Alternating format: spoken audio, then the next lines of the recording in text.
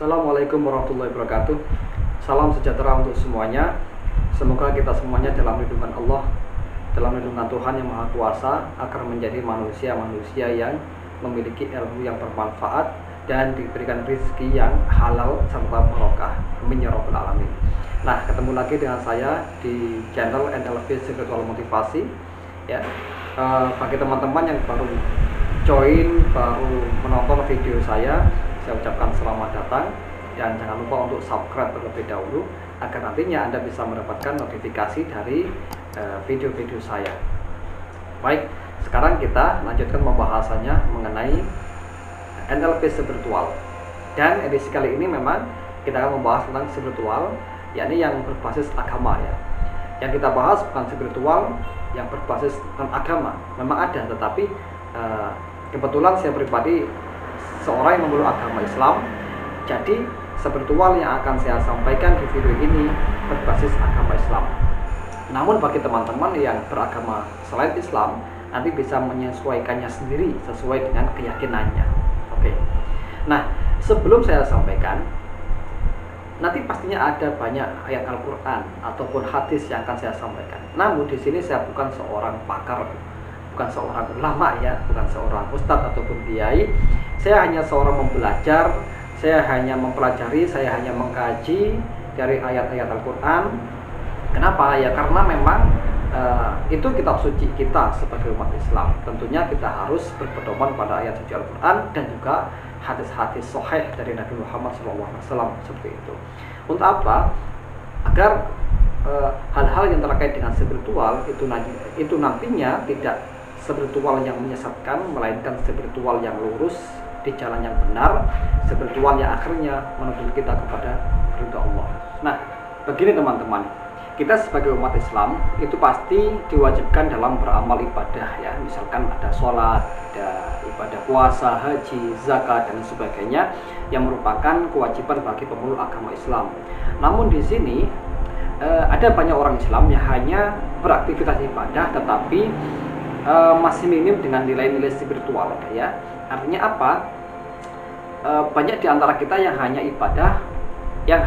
ibadah saja, mengamalkan aktivitas amaliyah, namun tidak ada penjiwaan, tidak ada sisi spiritual ya, yang mengakibatkan ibadah kita hanya cuma ibadah, hanya cuma menggugurkan kewajiban saja, tetapi dari segi nilai spiritualnya masih kosong, masih nol ya, termasuk mungkin saya sendiri ya. Jadi seperti itu. Nah, jadi di sini saya akan sharing beberapa hal terkait dengan spiritual agama ya. Yang tujuannya adalah agar ibadah kita, aktivitas amaliyah soleh kita itu benar-benar memiliki jiwa spiritual ya, benar-benar memiliki makna yang tinggi ya, yang memiliki dampak langsung pada diri kita sebagai manusia, dimana kalau dari segi ilmu NLP itu langsung menjadi program pribadi kita menjadi manusia yang lebih bermartabat, menjadi manusia yang lebih berakhlak mulia, lebih bermoral ya, dan menjadi manusia yang berkualitas. Kenapa? Karena kita memiliki nilai spiritual yang tinggi dalam beribadah. Dan perlu teman-teman ketahui saja ya, bahwasanya agama mewajibkan kita dalam beraktivitas ataupun beramal soleh, entah yang wajib ataupun yang sunnah ya, itu semuanya memiliki dampak secara mental, secara psikis. Nah, seperti itu. Ini kalau saya pahami dari sudut pandang ilmu NLP, semua aktivitas ibadah itu sebetulnya adalah suatu teknik untuk memprogram pikiran kita agar kita ini menjadi manusia yang luar biasa. Kita ini menjadi manusia yang sempurna seperti itu. Meskipun kita secara penciptaan sudah sempurna, tetapi secara kejiwaan, secara kualitas jiwa kita ini masih belum sempurna seperti itu. Nah, agar jiwa kita ini menjadi lebih sempurna, maka Tuhan melewati Rasulnya dan melewati agama yang diajarkan itu mewajibkan umatnya untuk beribadah. Tujuannya apa? Tidak lain adalah untuk membentuk pribadi kita menjadi manusia-manusia yang unggul ya, menjadi manusia yang berkualitas dari segi keimanan, dari segi amal soleh seperti itu. Nah, tanpa ibadah kita tidak bisa menjalankan suatu agama. Kenapa? Karena agama itu memang didesain kepada manusia dan di dalamnya banyak sekali aturan, ya. Aturan di sini tidak sekedar dogma, ya. Terutama teman-teman yang sesama Islam ini, ya, saya beritahu bahwasanya agama Islam itu bukan sekedar dogma, tetapi agama yang mengajarkan sesuatu yang ilmiah, sesuatu yang logis, ya. Apabila kita pikir secara keilmuan akademik, kita banyak menemukan hikmah, kita banyak menemukan suatu pelajaran yang sangat ilmiah sekali di dalam ajaran kita sendiri. Jadi bisa diambil kesimpulan, agama Islam itu bukan agama dogma, melainkan agama yang sangat-sangat ilmiah, banyak hikmah keilmuan, banyak pelajaran yang sangat berarti sekali bagi kehidupan kita, seperti itu. Itulah kenapa dalam kewajiban beribadah, misalkan sholat, puasa, haji, zakat, dan sebagainya, itu semuanya mengandung nilai-nilai yang sangat spiritualis sekali, begitu. Di samping ada nilai sosial, ada nilai ekonomi, ada nilai apapun, ya, yang paling utama itu adalah nilai spiritual kita, seperti itu. Artinya apa? Ibadah yang kita lakukan itu sebetulnya langsung berdampak pada jiwa kita, langsung berdampak pada mental kita, langsung berdampak pada hati kita, dan endingnya berdampak langsung pada perbuatan kita dan kehidupan kita, seperti itu. Nah, ini matching sekali, ini cocok sekali dengan pemahaman saya di bidang NLP, bahwasanya kita ini menjadi manusia harus terprogram, kita program dengan hal-hal yang kita perlukan, ya. Misalkan kita mau sukses, kita mau menjadi orang yang bijaksana, kita menjadi orang yang kaya, yang makmur, yang bahagia, maka pikiran kita harus kita program dengan hal-hal yang positif, dengan hal-hal yang mengkayakan, dengan hal-hal yang memakmurkan, agar kehidupan kita ini lebih bahagia dan sukses dan lebih kaya, seperti itu. Nah, begitu pula di dalam agama, sebetulnya semua amaliyah yang diwajibkan itu membentuk program diri kita untuk menjadi manusia yang lebih istimewa, menjadi manusia yang lebih sempurna dari segi spiritual atau kejiwaan kita, seperti itu. Nah, kok bisa? Ya, pertanyaannya, amalan ibadah yang diwajibkan kok bisa memprogram diri kita? Ya, memang seperti itu. Ya, ini salah satu contoh, ya.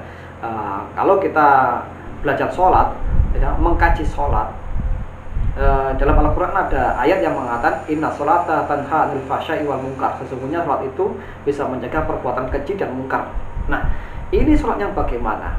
Ya, tidak hanya sekedar kita sholat, ya, dari takbir sampai salam, kemudian sudah bisa mencegah keji dan mungkar, tidak. Tetapi sholat yang memiliki kualitas, sholat yang memiliki nilai spiritual yang tinggi, yakni sholat yang khusyuk, sholatnya orang beriman, yang akan menjadi program dalam dirinya agar selalu menjauhi perbuatan-perbuatan yang dilarang oleh Allah dan selalu mendekati perbuatan-perbuatan yang diwajibkan, perbuatan-perbuatan mulia yang diharuskan oleh Allah, seperti itu. Nah, dan hal ini uniknya bisa terjadi secara otomatis. Kenapa? Karena kalau kita sudah melaksanakan sholat dengan benar, ya, artinya sholat sesuai dengan syariatnya, kemudian dari hati kita merasa hadir di hadapan Allah, maka akan benar-benar memprogram diri kita menjadi manusia yang lebih baik, seperti itu. Lebih baik dari segi kejiwaan, ya. Artinya apa? Jiwa kita semakin sehat, jiwa kita semakin normal, beneran, ya.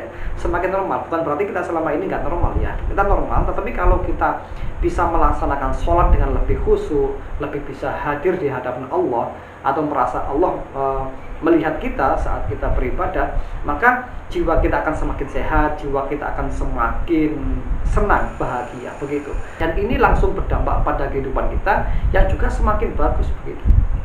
Banyak disebutkan di dalam Al-Quran, ya, bahwasanya orang yang beriman dan beramal soleh itu akan diberikan kehidupan yang bahagia di dunia dan di akhirat juga, seperti itu, ya. Bahkan dijanjikan, ya, surga yang sangat indah luar biasa dan dijauhkan pula dari neraka, seperti itu. Nah, ini artinya bahwasanya seluruh ibadah yang didesain untuk manusia itu tujuannya adalah untuk kebaikan manusia itu sendiri, agar memiliki jiwa-jiwa yang berkualitas, ya, memiliki jiwa yang sempurna, jiwa yang dekat dengan Tuhannya, dan akhirnya membentuk manusia-manusia yang bahagia baik di dalam kehidupan dunia ini maupun nanti setelah kematian, yakni di kehidupan akhirat, seperti itu. Nah, sekarang kita sedikit mengkaji mengenai sholat, ya. Sholat itu kan seperti takbir, Allahu Akbar gitu kan ya. Kemudian baca Fatihah, baca surat pendek, ruku dan i'tidal, sujud dan seterusnya seperti itu. Sebetulnya setiap gerakan itu juga mengandung makna, ada filosofinya sendiri yang merupakan kita sebagai hamba itu mengabdi kepada Allah. Ya, kita sedang berkomunikasi langsung dengan Allah pencipta kita ya, secara langsung, secara vertikal ya. Artinya di sini tidak ada tidak ada wasilah apapun, melainkan langsung kita diupayakan bisa langsung hadir di hadapan Tuhan, merasa hadir di hadapan Tuhan, seolah-olah kita melihat, atau kita kalau nggak bisa melihat kita yakin dilihat oleh Allah. Maka nantinya kita seolah-olah sedang curhat, sedang ngobrol dengan Tuhan yang Maha Kuasa, yang mana dampaknya ini akan sungguh luar biasa sekali pada kualitas mental kita. Ya. Orang ruku juga sama, orang sujud juga sama, itu menandakan kehambaan kita. Kita menyerah total kepada Tuhan yang Maha Kuasa, kepada Allah. Seperti itu. Ini kalau orang Jepang ya. Kalau Anda tahu orang Jepang, itu kalau ketemu sesama orang Jepang itu biasanya tunduk seperti orang ruku itu ya, membungkuk itu ya. Nah, itu menghormat. Ya, tapi kalau dalam orang Muslim ya, itu membungkuk, ruku itu hanya kepada Tuhan. Gitu. Ini artinya kita sebagai manusia menyerah total kepada Tuhan yang Maha Kuasa. Kita bukan apa-apa di hadapan Tuhan. Dan hal ini harus kita mengerti, harus kita jiwai ketika kita melaksanakan sholat. Ya, begitu pula kalau kita sedang sujud. Ini lebih dalam lagi penyerahan kita kepada Tuhan yang Maha Kuasa. Menyerah total, kita nggak ada apa-apanya. Kita tersungkur, wajah kita menempel di tanah, ya, di lantai. Ya, kita tahu sendiri bahwasanya lantai, tanah, apapun itu yang letaknya ada di bawah kaki kita, itu tempat kotor. Nah, ini di dalam sholat justru wajah kita, bagian tubuh kita ini yang paling berharga ini, itu ditempelkan di tanah. Nah, itu menunjukkan penyerahan diri secara total di hadapan Tuhan yang Maha Kuasa. Kuasa yang kita ini nggak ada apa-apanya dibandingkan Tuhan. Kita ini nilainya kosong, nol, nggak ada apa-apanya di hadapan Tuhan. Seperti itu. Dan hal ini harus kita jiwai di dalam sholat.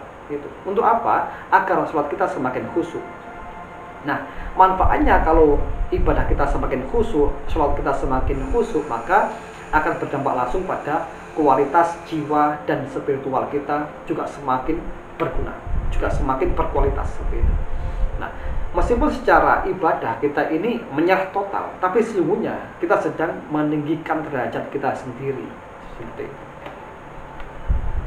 Oke, bisa dipahami ya, cukup jelas ya. Nah, jadi inilah yang namanya spiritual ya.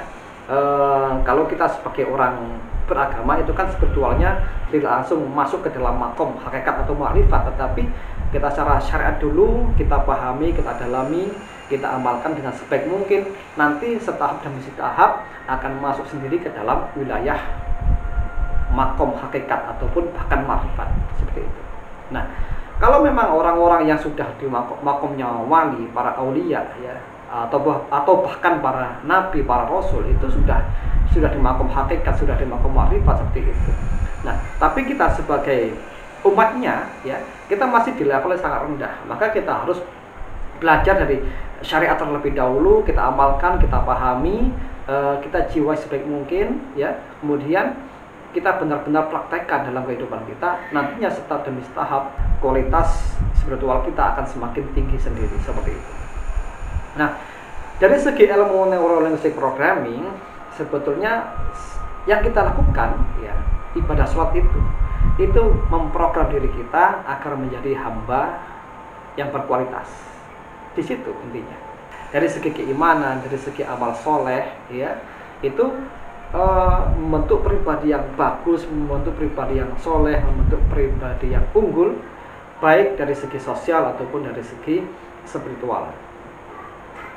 Oke, terima kasih. Sementara itu saja yang saya sampaikan, mudah-mudahan bermanfaat dan menambah wawasan kita semua. Amin. Terima kasih. Wassalamualaikum warahmatullahi wabarakatuh.